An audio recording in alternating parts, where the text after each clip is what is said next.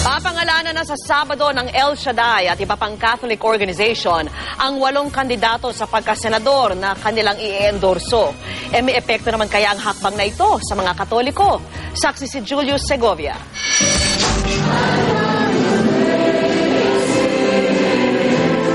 Sa mga nakaraang eleksyon, walang kandidatong direktang pinapangalanan si El Shaddai Servant Leader Brother Mike Velarde na kanilang susuportahan.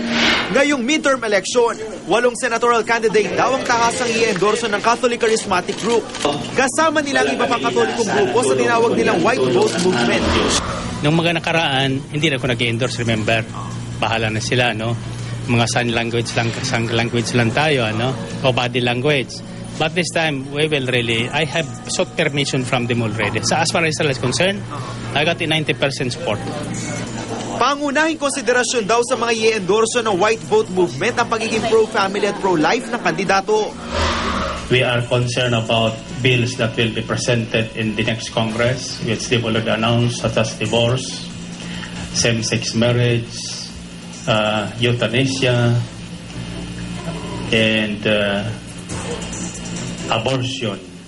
I, for one, I'd like to work out for the repeal of the RH law if it is not declared by the Supreme Court unconstitutional. Hindi pa niya tinukoy ang 8 senatorial candidate na papangalanan sa Sabado. Pwede pa raw silang madagdagan, kaya maglalabas sila ng sample ballot na magiging gabay raw ng mga Katoliko sa pagboto 1 linggo bago ang eleksyon. Our sign for the white vote is yan. Kaya ang kampanya ganito, paglapit ko sila, ganyan ako. Pag sinagot mo ganyan, dala kita. Mahigit 2 milyon daw ang bilang ng botante sa El Shaddai pa lang. Kaya posible raw na mabago ang survey sa senatorial candidates ayon kay Velarde.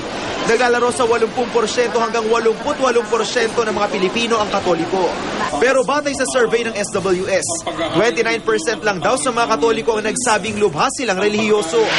Duda tuloy ang isang political analyst kung kaya talaga ng El Shaddai na makapagpanalo ng kandidato. I see El Shaddai as basically a fundamentalist religious denomination trying to build its political clout. But so far, no such thing in terms of translating its political influence into numerical votes. Paglilinaw ni Brother Mike Velarde, nag-e-endorso lang sila at hindi nagtatakda kung sino ang iboboto. Nirerespeto pa rin daw nila ang karapatan ng bawat isa sa pagpili ng napipisil nilang kandidato. Ako si Julius Segovia, ang inyong saksi.